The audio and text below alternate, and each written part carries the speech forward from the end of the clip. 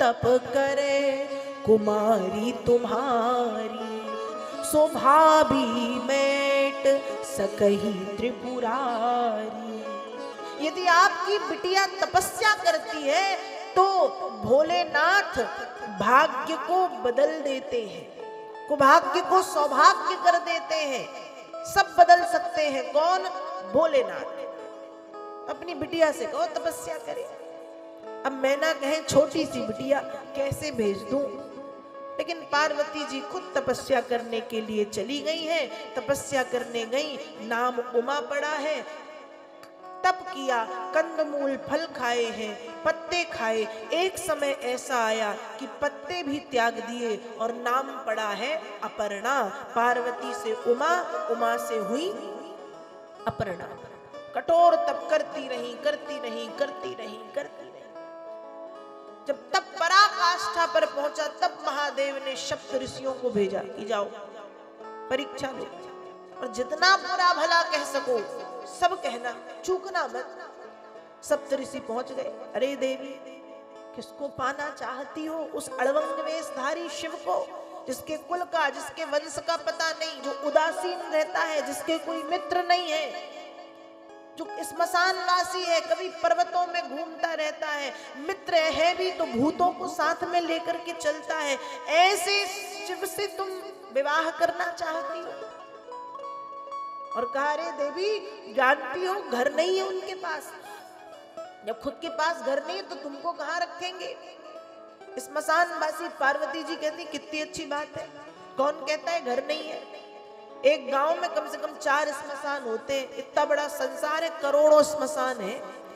मतलब मेरे एक घर नहीं, मेरे करोड़ों घर हो गए।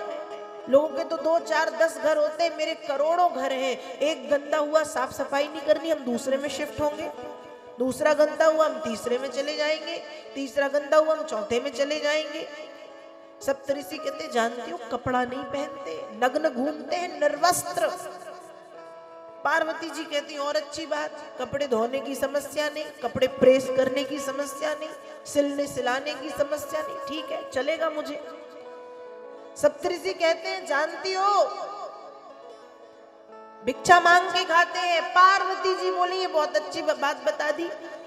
माताओं का आधा जीवन तो खाने बनाने खिलाने में निकल जाता है। सुबह क्या बनना है, शाम को क्या बनना है, सब्जी क्या बनानी, आधा जीवन उनका खाने बनाने में निकलता है। तो कितनी अच्छी बात है कि भोजन भी नहीं बनाना पड़ेगा, भजन करूंगी बैठ के। ऐसा ससुराल किसे मिलेगा भाई, जहां न कपड़े धोने, ना बर्तन साफ की समस्या, न भोजन बनाना। अरे देवी, जानती हो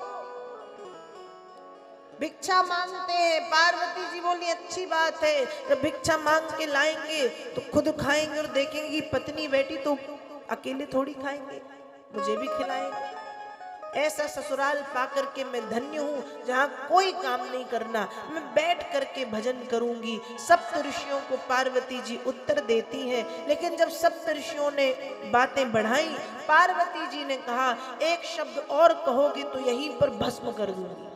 सप्त ऋषियों ने कहा, माँ हम तो महादेव के कहने में आए थे, क्षमा करें। जय जय जय जगदम्बिके भवानी कहते हुए सप्त ऋषि प्रस्थान कर गए हैं। उस समय भगवान शंकर स्वयं पार्वती की परीक्षा लेने के लिए पधारे हैं। और जब अपने आप को अपशब्द कहे तब पार्वती जी बोली हैं कि बस स्वयं शिव ही क्यों ना हो, एक शब्द और बोले तो आपको भी भस्म कर दूंगी। उस समय भोलेनाथ ने एक बार फिर हाथ जोड़ के कहा, अद्य प्रवत्त बनतांगी तवास्मि दासः।